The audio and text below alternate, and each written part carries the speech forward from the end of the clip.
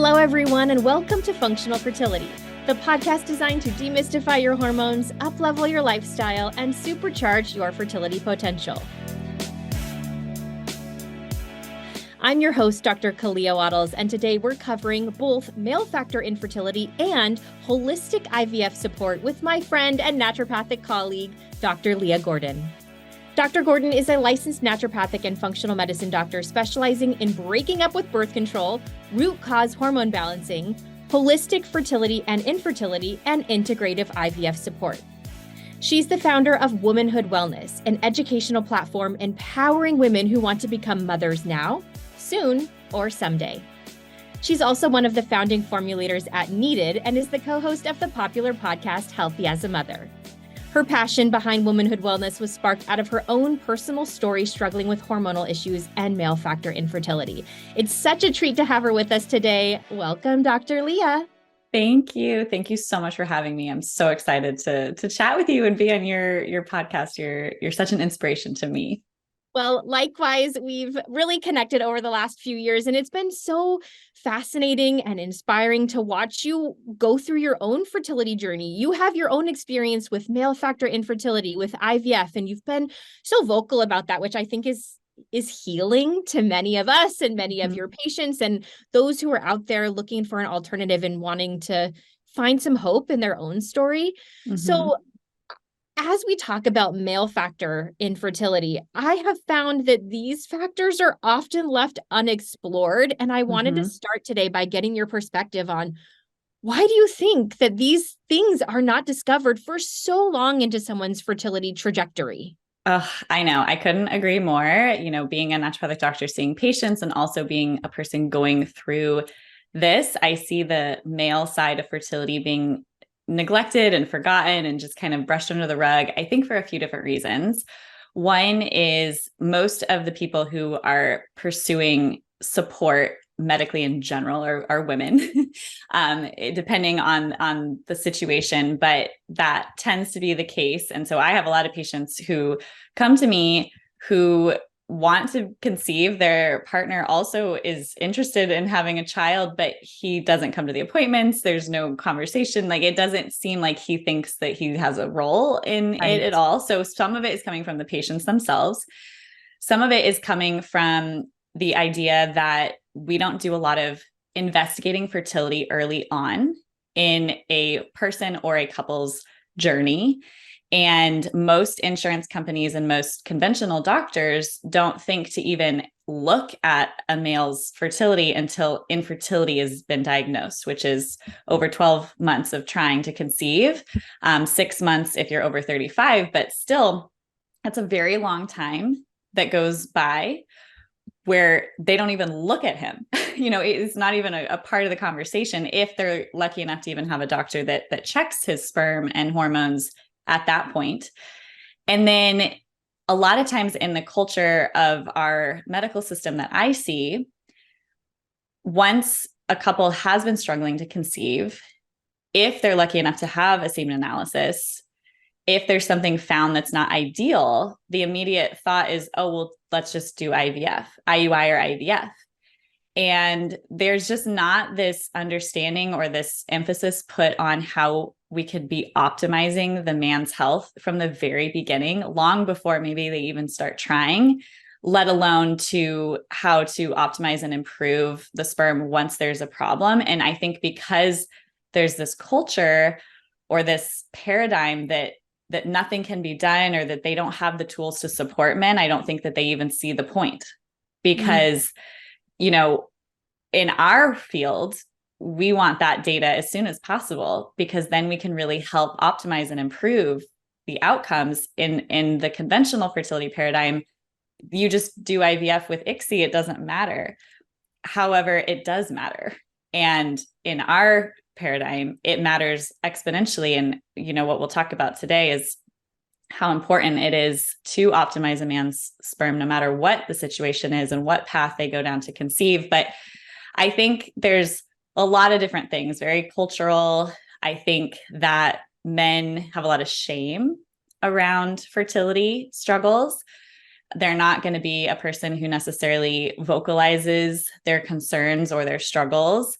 And then it's not as obvious, I think, for a man that there might be a problem. When a woman, for example, has cycle issues and maybe she's not ovulating correctly, or she's having symptoms, or she's the one every month checking and her period has come again, and she is like feeling that real life evidence of no pregnancy, I think a lot of men just assume they're fine. They don't have any problem, unless they have severe symptoms, and even symptoms like erection issues or fatigue or issues with drive or an inability to build muscle. These are all signs that there could be something going on with the testosterone, which plays a role in sperm. A lot of men don't make that connection, and most men just assume that they're fine. So they don't even think that they need to pursue or look into anything. So there's a lot of different factors, I would say, as to why men are missed. What a loaded topic, right? There's so many things, like you said. And I have definitely seen female patients, they're months into the process. It's probably thousands of dollars into, advanced functional testing, and they're doing all of this. And I'll say, okay, well, your partner's, done a semen analysis, right? Nothing. Nope. Mm-hmm. And it's so painful. And so this Mm-hmm. is another reason I'm so glad to talk with you about this today. Such an important concept.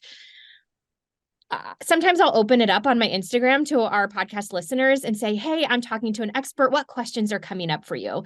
And so we had a listener write in and say, when should I think about doing a semen analysis? If I haven't tried getting pregnant yet, I have no idea if I even have an issue. When should this be on my radar?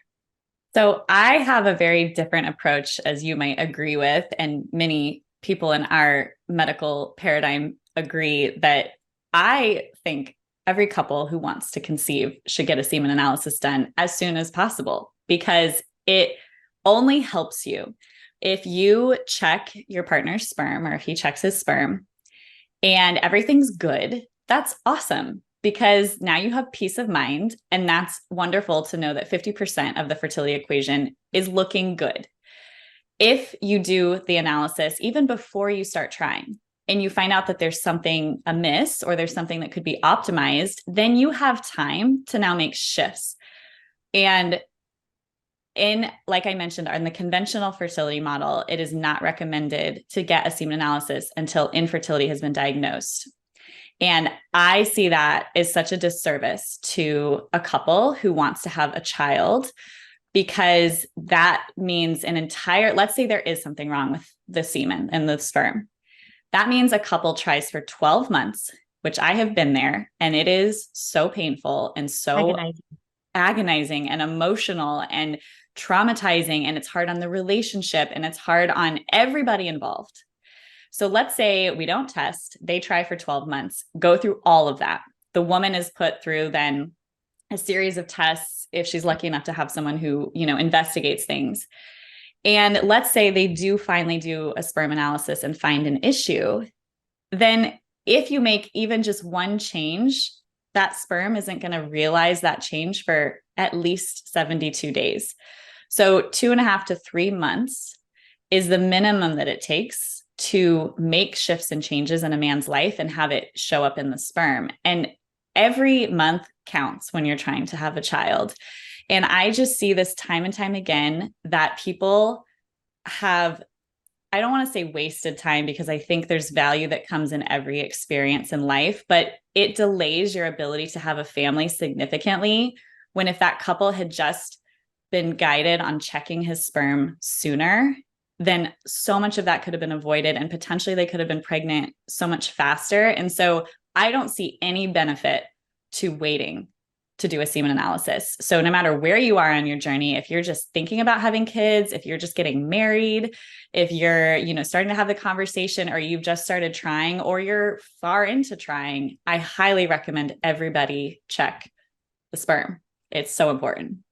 Yeah. Even if you learn a ton over those 12 months and you learn so much about yourself and your relationship, Mm-hmm. it comes at a cost, Mm-hmm. right? It came at the expense of the time and the agony and the emotional turmoil. Yes, I deeply admire your approach.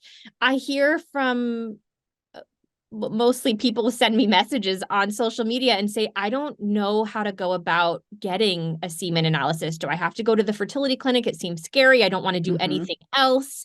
Will you give our listeners some advice about how they should go about even accessing a semen analysis? Yeah, it's a good question. So, like I said, in the conventional model, everything's kind of done in the insurance model. And people who want to play within the insurance boundaries are going to have restrictions.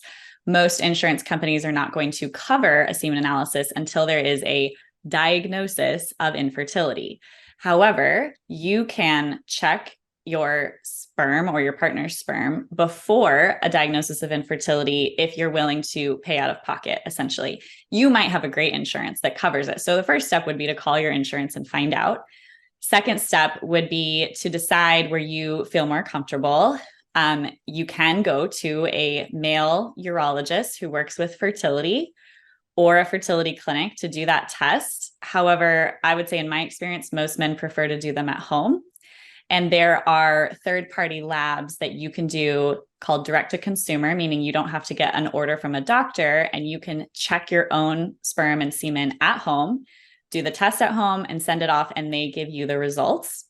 And then I have a free guide on my website to show you the optimal results from a semen analysis and what's normal and what's functional. So you don't even need to go to the doctor. It's a pretty simple test.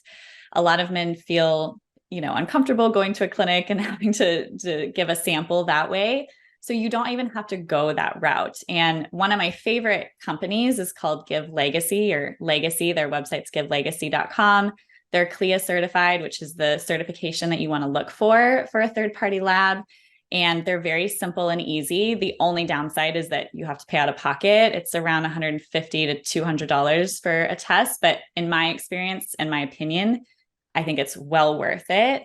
If you want to save money and wait, you just either have to find a doctor who's willing to put in the order before a diagnosis, or you have to wait a year of trying. I'm so glad you brought up some of the direct to consumer options, because it just really increases that accessibility that we're all looking for. And I even feel so, I'm so grateful that my local fertility clinic, which is Seattle Reproductive Medicine here in my area, they now have an option where I can go to their website, or patients can go to their website and they can just click and schedule a semen analysis. They don't need a referral. They don't need anything. They can just go, and it will ask you as you're clicking through the options, like, is this semen analysis only? Does someone also need an HSG or a fertility eval or anything? So you can be really clear about what your goals are. And it's so nice. Oh my gosh, I love that. Yeah. So check in your area. If you feel nervous about going through a direct to consumer lab, a lot of companies in general are making labs more accessible to patients. And I am just such a believer that we as people should have access to know what's going on in our bodies. I don't feel like there should be a huge barrier. If you want to know what's going on with your hormones, if you want to know what's going on with your sperm, you should be allowed to know that. You shouldn't have to wait an entire year of trying before you can figure out what's going on and how you could potentially optimize. So I'm a big fan of patients having access to data about their body. Yeah. I'm also thinking with the direct to consumer options, it might be more approachable to repeat your testing. Will you talk us through how you counsel patients about when they should repeat after they've initiated some lifestyle and nutrition changes? Totally. I love data, so I'm a big fan of repeating tests. I know that, sometimes it feels like a lot to get a test multiple times in a row. Technically, the proper way to do a semen analysis is that you do 2 a few weeks apart initially to kind of have a good baseline. I don't always make my patients do that. I typically get a good sense of what's going on with one analysis, and then we make some shifts and changes in their life. So because it takes sperm about 72 days minimum, so from the time that they're little immature sperm to when they are ejaculated and can, make a baby, it is a long process. And so if you want to see if things have improved, you need to wait at least 72 days, but I recommend a minimum of 3 months before testing, just because some, people have a slightly longer time and things like that. Depending on your time frame, if you're a preconception person, meaning you're in the season of just preparing for pregnancy, there's no serious rush, maybe do a semen analysis after 3 months or 4 months, maybe even 6 months if you want to make some big changes, if budgeting is an issue. But I would say every 3 months in the time of active work is appropriate.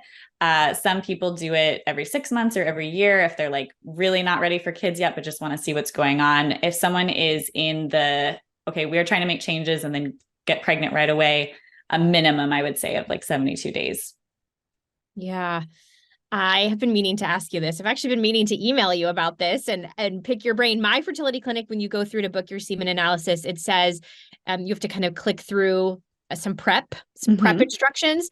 And it says, don't schedule your semen analysis if you have had a fever in the last 3 months. Yes. And I have some parents of, preschool, kindergarten age, and they're like, really? I am always exposed to stuff with small children around. I just really wanted to know how you counsel your patients about timing when there's these factors. Yes. So when someone has a fever or an infection, it can greatly change your sperm results. Sperm are very fragile and they're just impacted by everything.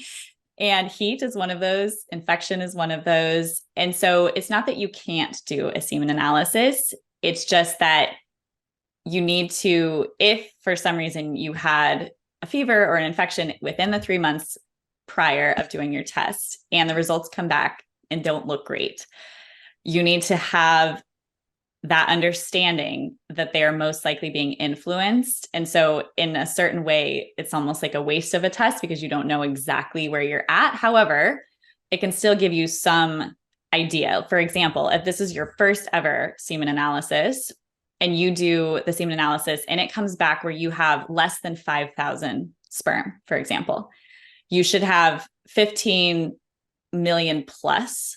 That's a count. That is how much you should have. So let's say you have 5,000 or less. That is not something that came from the fever or the infection. That is something that is a blockage issue, some severe azoospermic type of situation, meaning a very, very, very small amount of sperm. And so that could alert you to something really alarming that you need to go be evaluated by a urologist and get a proper workup. A fever or an infection is typically not going to drop your sperm that much. So it can still give you some idea of a baseline.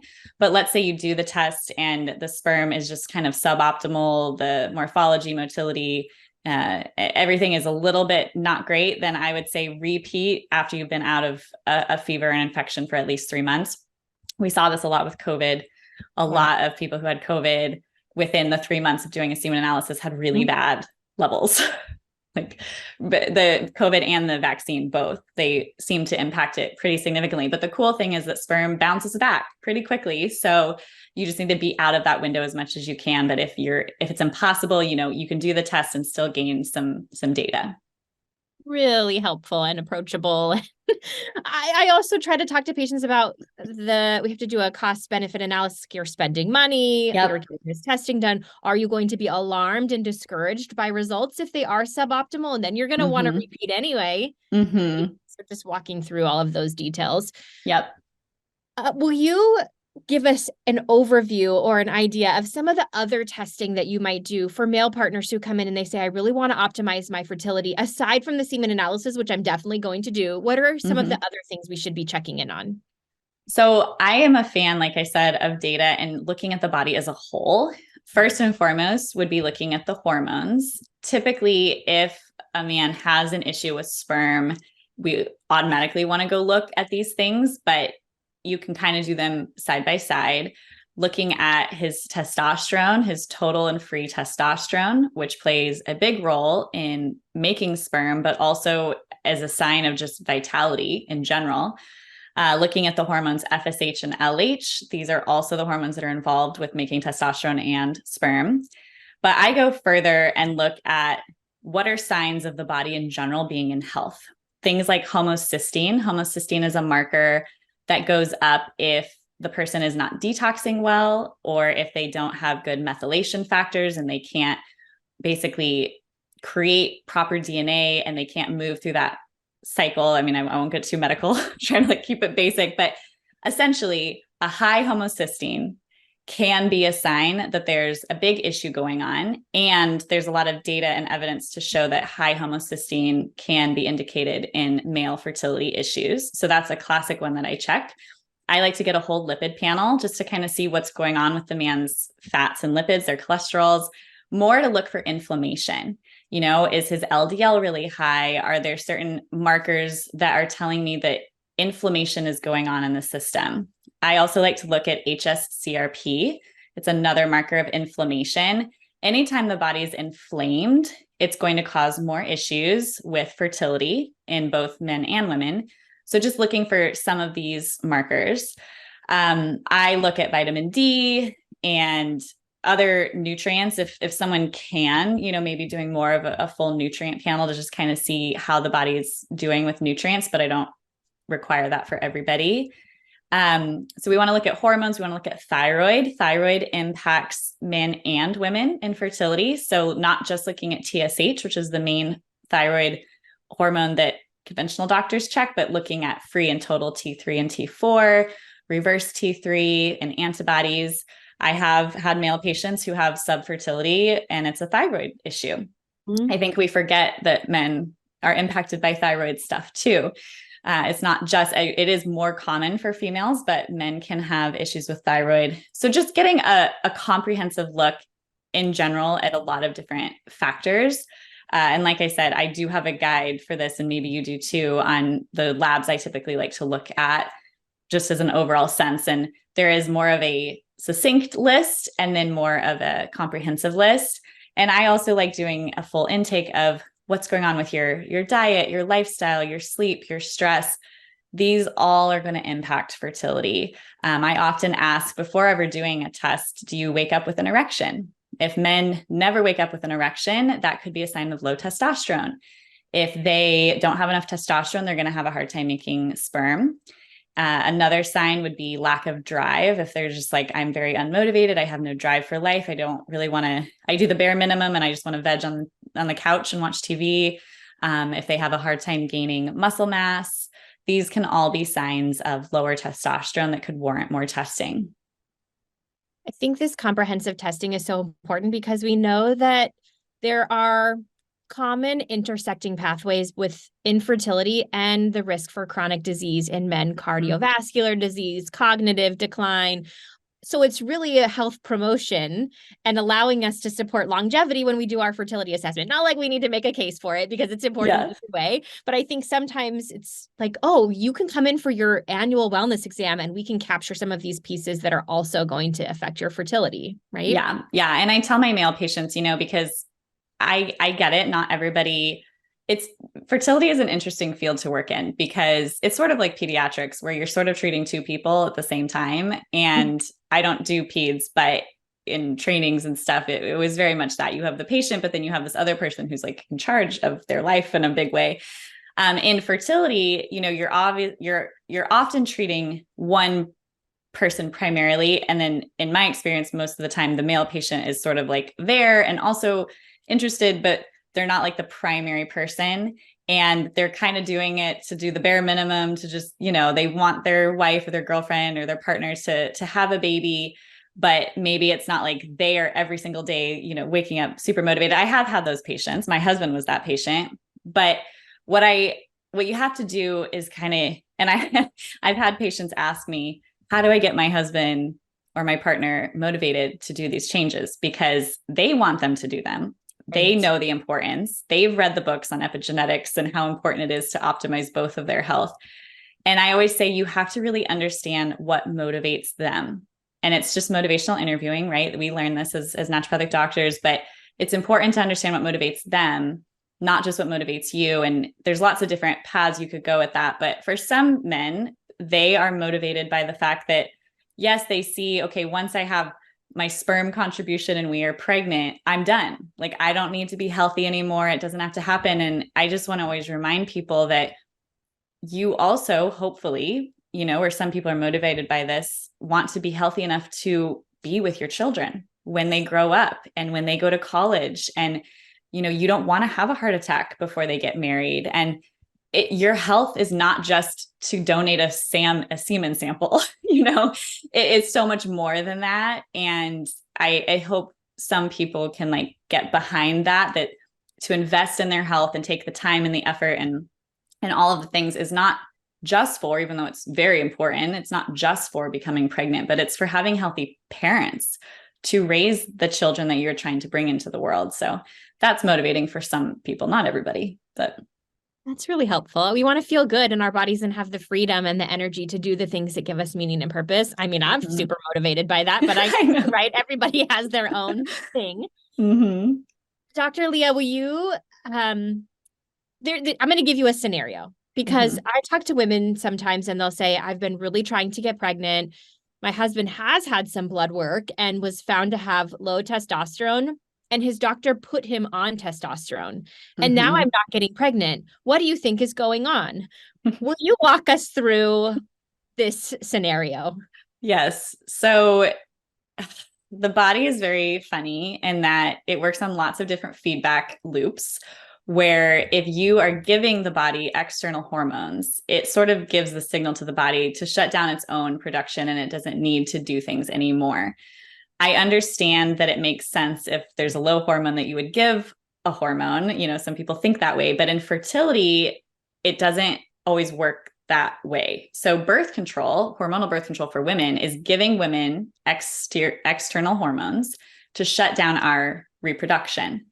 When you give a man external testosterone, it can do the same. And it's been shown to lead to testicular atrophy and low sperm counts. And so there might be a time and a place for testosterone replacement, but in my paradigm, it is not necessarily in the fertility window. Maybe after you are done having kids, if the man wants to pursue that, that's his own choice. But I do not recommend a man being on testosterone while trying to conceive. I think there's better ways to boost testosterone naturally.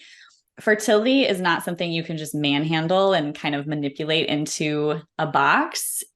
Fertility is a little more fragile than that. And that's frustrating, I think, to a lot of people that you can't just give a pill and get pregnant all the time. But yeah, I'm not a fan of testosterone replacement in the season of trying to conceive for men. And there are better ways to do it. And I would save that for when you're done having kids. Yes. Thank you. I think I just want to really spread that message. When one of my mentors, a men's health expert, Dr. Mark Holthaus, really talks about this, and with testosterone replacement therapy, really doing a thorough screening and talking to the patient about what are your goals in terms of fertility. And that's, going to be a contraindication if he's desiring to conceive, because it's just so detrimental to the sperm. And I still see this scenario come up all the time, and it's a bit frustrating. But like you said, it is, I can see the temptation. Oh, hormone is low. We have the hormone, but that isn't always the solution. So talk to us about alternatives. If someone has low sperm count or low testosterone, how do we support that balance within the body? Well, first and foremost is working on the foundations, which no one likes to hear, but it is the truth that it is like what you have to do. You make growth hormone when you sleep, and that is needed to make testosterone. So he has to be sleeping, whatever he needs to do to be sleeping. If it's, cutting out screen time at night, if it's, changing up a job routine, if it's, sleeping later. I get that there's obstacles that people have. There's a lot of natural support that you can do for supporting sleep if he's having a hard time sleeping, but sleep at least 7, if not 8, 9 hours is ideal. Stress is another killer for testosterone. So supporting stress, I get that sounds so cliche, and people who are trying to conceive hate being told to reduce their stress. But the reality is that it's true. And a lot of times it's things that we can do every day to shift our life around to make improvements. I have a whole course on this where I actually break down what stress is and what a realistic way of reducing stress looks like. But that's another huge one. Diet is also huge for making enough testosterone. If he can get exercise, so lifting in particular, doing weightlifting, not extreme exercise, but just enough, can help to boost testosterone and improve a lot of other things in your life, but testosterone in particular. And then from a natural medicine perspective, there's a lot of different herbs to support not only testosterone, but also sperm. Things like Shilajit and Uricoma longa and Tribulus terrestris. I know these are all Latin names for herbs, but like Tribulus terrestris is actually, we call them goat heads growing up in Colorado, but they're the little weeds that have little spikes that are very annoying that everyone hates if you have any property anywhere, but that is one of the best herbs for men's health. Things like ashwagandha is a adaptogenic herb that has been shown to not only help with stress, but help with testosterone and sperm. Lots of antioxidants. Those help more on the sperm quality side, but there's a lot of different things that you can do. Getting in mitochondrial support, the L-carnitines, CoQ10, these are all things. It's sort of hard to tease out exactly what's just for sperm and what's just for testosterone because they all work synergistically. However, there are more specific herbs for just testosterone if that's what you're looking for. But in fertility, you want to kind of do all of it. So the foundations are key. And then there's natural medicine that we can use to help support that as well. And are you delivering these individually? Are there blends that you're using? Yeah. Oh, and all the micronutrients and important vitamins that I forgot. So things like zinc are very important for making sure you have enough testosterone. So I like men to be on a good, high quality multivitamin mineral that makes sure that you have selenium and zinc and the B vitamins that you need to make the sperm and all of those things. I'm kind of biased. I really like Needed because I help formulate them, but there's a lot of great companies out there. You just want to make sure that they're dosed high enough to optimize, testosterone and sperm. Because typically if someone has a depletion of testosterone or sperm, they're kind of depleted in general in nutrients and, good practices of diet and lifestyle and those kind of things. They might need a little extra than just a maintenance kind of dose. And then, yes, there are beautiful blends to support. Needed has a good support. Fairhaven Health has a really good men's support for just boosting testosterone. I really like Designs for Health's libido support for men. They obviously are targeting toward libido, but that's helping testosterone, and anything that helps testosterone will inherently help sperm. It doesn't have as many of the antioxidant blends, but yes, they come in blends. Those are probably three of my favorite brands for men's support. And yeah, you don't have to take every single thing individually. There's lots of good companies out there. Yeah, very good. Always nice to avoid some of that supplement fatigue. Yes. Now, I am thinking of a patient who I was working with. He and his wife had been trying to conceive for, I think, about 9 months. And we decided to do a lifestyle inventory. And he said, yep, I'm nutrition and sleep. That's all good. I'm exercising. Yep. I'm doing hot yoga 3 times a week. And then afterwards I'm sore. So I'm sitting in the sauna and like all good. Wow, what a red flag for me. And we had to have this talk about testicular heat. Will you just give us a little primer on testicular heat and what are some of the top sources of heat that you're seeing? Yeah. So sperm don't like heat. Why we evolved to have, the testicles outside of the body. That's a conversation with God or source, whoever you think, is involved in that, but they don't like to be hot. So it is very common for people who are detoxing, who are wanting to be healthy and optimal, to go to hot yoga, to do the sauna, to cycle on a bike, to do a lot of exercises wearing, lots of clothes. Like I have people who do like I had a hockey player. I mean, he's like, I am so hot in my hockey suit. Yeah. I'm like, well, that's probably not the best when you're trying to conceive. I know you're on the ice, but you yourself are very hot. So yes, heat will damage sperm. And I would say, yeah, sauna, hot baths. Men actually take baths more than you'd think. I have a lot of male patients that take baths. So sauna, baths, hot tub, cycling, just tight or thick, workout clothes or things for sports, football gear, hockey gear, anything that just heats up the testicles in a big way. Just being mindful of that and potentially taking a break from those for the 3 months before you want to try to conceive. And I get the patients that have been trying for a long time and it's really hard to give up the things that you love. And so, I had a patient who was an avid cycler and he had a Peloton and I was like, well, just don't sit. do a lot of standing kind of exercises, make sure you're wearing looser shorts, these kind of things. So there's ways to get around it, but the sauna and the hot tub are kind of a no for the trying to conceive time, because they can damage sperm if the count is suboptimal, especially. Hate. Even our male patients who are sitting for most of the day, like truck driver or police officers, Yes. where you're sitting a lot. And sometimes I'll just say, you don't have to quit your job, just every hour or so, like find a rest stop, stand up and let that heat dissipate a little bit. Yeah. Or, my husband at certain times would actually have a cooler with little ice packs, and he would just like bring, if we were sitting for a long time, or if, he needed to do something, and he would just kind of put them around his testicles, not freezing them, but just reducing the temperature so that he wouldn't overheat, but we did everything absolutely possible.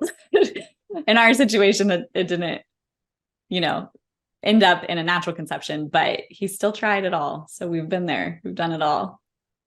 On that note, can we talk a little bit about your own IVF journey and some holistic support for IVF? Because I know this is something that you're super passionate about. And I've read, I like devour the content that you create on your own experience with IVF, because it's just, this perspective as a naturopathic doctor, you have tools and this knowledge that not everyone has access to. And to see you combine those worlds, I think is super valuable. And so I read recently that, you kind of identified some areas where naturopathic or functional medicine could enhance the success of IVF. And I really wanted to share with our audience, what were some of those areas where you thought, wow, we really have an opportunity to enhance this process? Absolutely. Yeah. I was actually really shocked going through the IVF process. And obviously I am N of one. But when I see my patients who I support through the IVF process, I see it happen time and time again. So I'm sure it's not in every single situation, but in the majority of the situations, I see a severe lack of support for the female or the male or going through this process. The first area where we can really support is in optimizing the egg and sperm quality before doing an egg retrieval.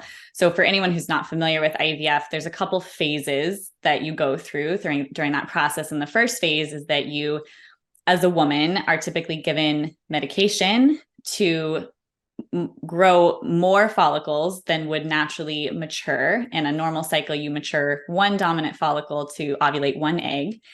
In IVF, we give medications to the woman to turn that group of follicles that would naturally not make the cut, that would normally just kind of die and resorb into the body.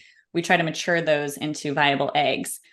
And the analogy that I give is, imagine that you have a child and your sole job is to feed it and nourish it so that she can do its important job.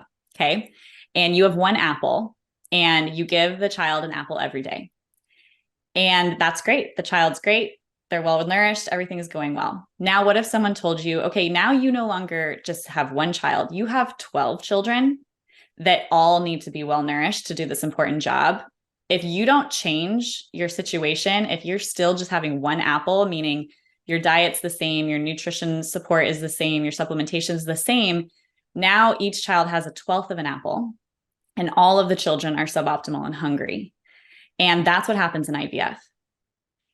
When we are maturing more than one egg, we need even more support, even more nutrients, even more antioxidants than a woman conceiving naturally, because we now need to turn 12, 15, for some women, 25 or 30 eggs, which in my opinion is too many, but that happens, where they all need those nutrients. They all need the antioxidant support. And so we really need to up our game and really support egg quality substantially. On the sperm side, I asked all of our reproductive urologists going through our infertility, is there anything that we can do? Is there anything? I just wanted to see what they would say. I knew the answer, but I said, is there anything we can do to support sperm and support quality? And all of the people I asked said, no. The one guy said, well, you could take a Centrum vitamin, but it's just a waste of money. Oh. And I was like, oh my gosh, first of all, I would never tell anyone to take a Centrum vitamin. I would say, don't take any vitamin other than a Centrum vitamin, because it would probably cause more harm than good. And it made me so sad, because there's so much that they could be doing to help their patients. they clearly don't read their own literature, because that's not true. And so it's very much an assumption in certain conventional fertility circles that there's no need to support sperm health because we get around the problems with IVF. If sperm don't swim, we just do ICSI, which is where they basically take sperm and stick it in the egg with tweezers, essentially. And in my worldview, if a sperm can't swim, there's something potentially not optimal about that sperm. Maybe its mitochondria is struggling, or there's an epigenetic issue or a genetic issue. And so when we don't take the steps to optimize the sperm as much as we can, I know that you can't maybe make it perfect, but as much as you can, then what results is poor quality embryos that don't make it to the blastocyst stage, which is the stage that they need to make it to, be implanted back into the womb. Or there's failed transfers, or there's issues in pregnancy or health issues with the baby, because it all comes down to the health of the egg and the sperm from the very beginning. So that's like something I'm really passionate about, and was shocked that there was such little support for people going through IVF in that regard. The other window is helping women to detox and just rebalance after doing egg retrieval. I've injected myself with those medications, and I opted to do a awake egg retrieval. I didn't take the anesthesia. And let me tell you, that is a traumatic thing that happens to your reproductive system. And in hindsight, I probably wouldn't choose that again. But now I know, and I'm actually really grateful for it, because being poked with a needle through your vaginal wall and into your ovaries to retrieve eggs 14 to 30 times is very traumatic to that area. And there's a lot of rebalancing of the microbiome, because they give you antibiotics during that procedure. The ultrasounds that are done in IVF often disrupt the vaginal microbiome. And you're just given so many medications and hormones that the body really needs a chance to kind of rebalance. So that's the other phase that I see us helping women, is in that phase. And then in optimizing before doing an embryo transfer. It's very unique in IVF, because in the preconception phase of someone who's conceiving naturally, you prepare your body, you conceive naturally, and you need to have good egg and sperm at that time. And then you automatically are pregnant. And so you needed to also kind of prepare the womb and the body, because it all happens at the same time. In IVF, it's segmented. So you first optimize egg and sperm, ideally, and all the other things that come along with that. There's a lot to that.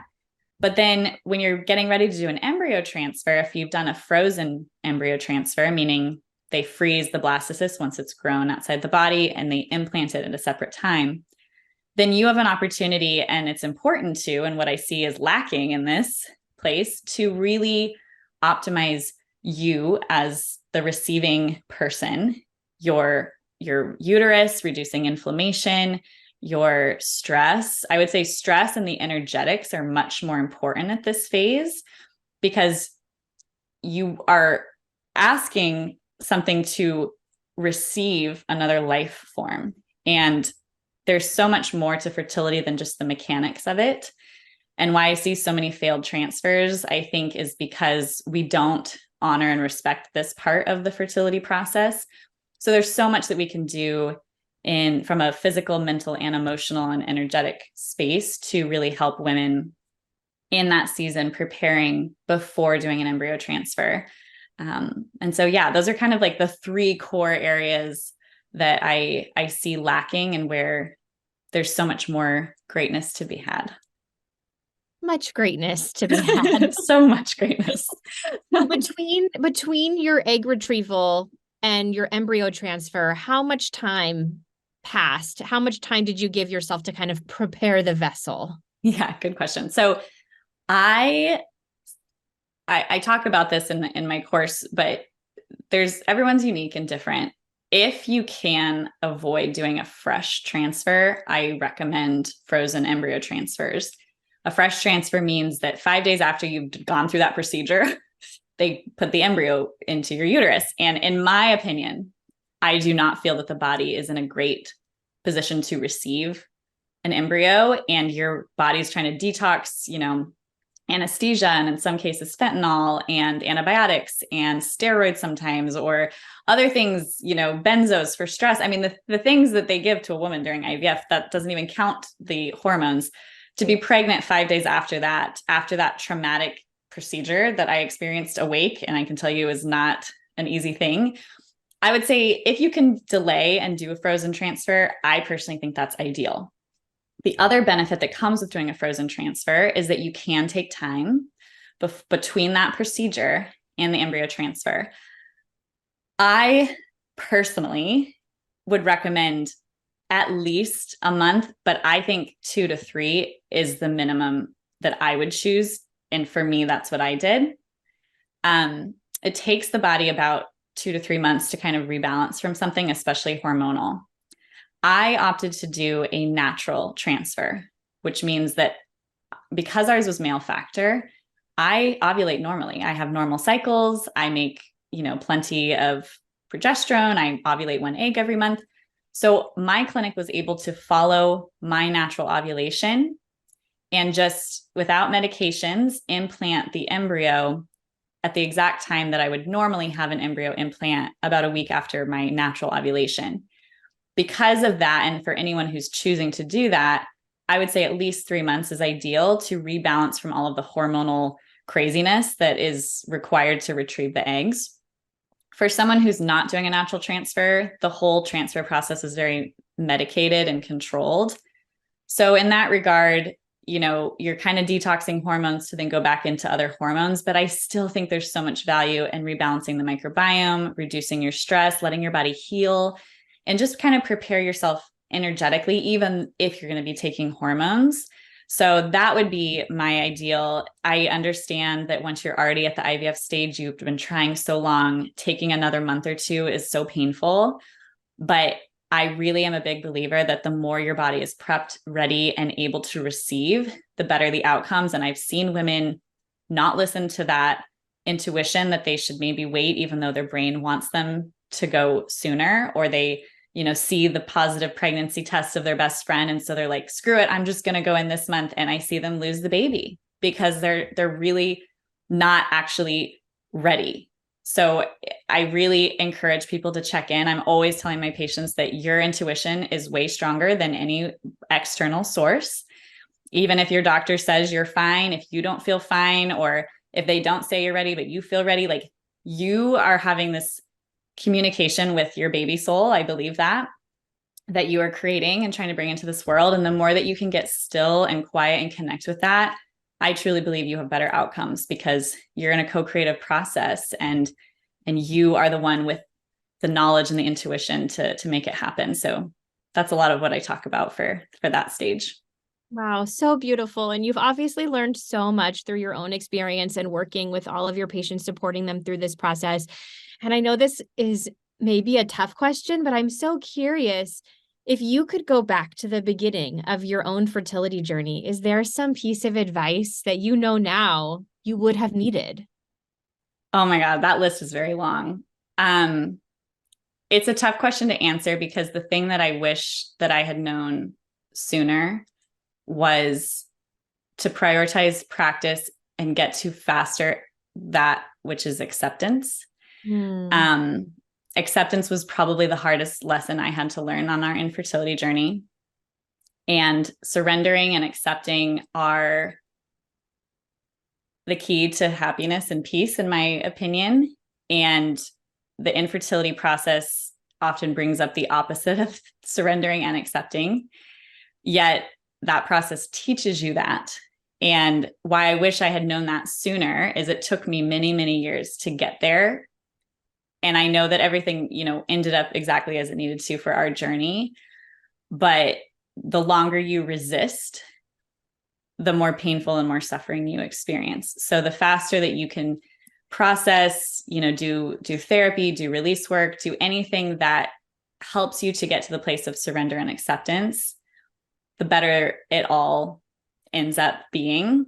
The thing is, though, a lot of people get to surrender and acceptance through learning the hard lessons. But for me, it was the most powerful thing that I learned and the biggest gift that I received from my journey. But yes, I wish anyone going through this to do all of the necessary steps to help them find a place of peace, acceptance, and surrender.